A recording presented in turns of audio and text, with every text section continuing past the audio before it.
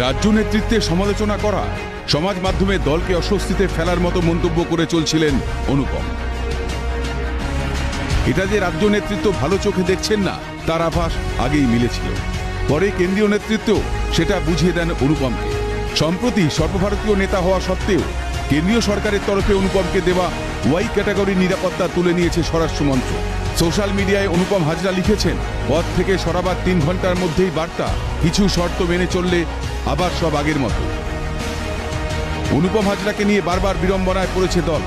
দলের বরিষ্ঠ নেতাদের পদ আঁকড়ে থাকার বিরুদ্ধে একাধিকবার সরব হয়েছেন অনুপম। তবে দুর্নীতি পরায়ণ বলেও কটাক্ষ করেছেন এই বিজেপি নেতা। সম্প্রতি বিশ্বভারতীতে তৃণমূলের ধর্ণা মঞ্চের সামনেও চলে এসেছিলেন অনুপম। এরপর থেকেই বাংলায় বিজেপির অনুপম অস্বস্তি কাটছিল না দেখেই তার সর্বভারতীয় পদ কেড়ে নেওয়ার সিদ্ধান্ত নেন বিজেপির কেন্দ্রীয় নেতৃত্ব। মঙ্গলবারই বিজেপির সর্বভারতীয় সাধারণ সম্পাদক এবং সদর কার্যালয়ের ভারপ্রাপ্ত নেতা অরুণ সিংহ একটি প্রেস বিজ্ঞপ্তি প্রকাশ করে এই সিদ্ধান্তের কথা জানান।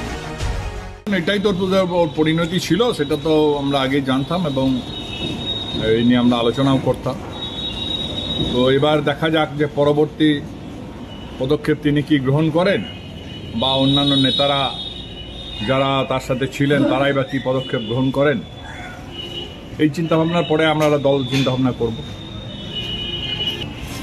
সেটা তো আপনারা দেখতেই পাচ্ছেন যে এই দলটাতে খানিকটা স্বৈরতান্ত্রিক মানসিকতা নিয়ে এরা চলে।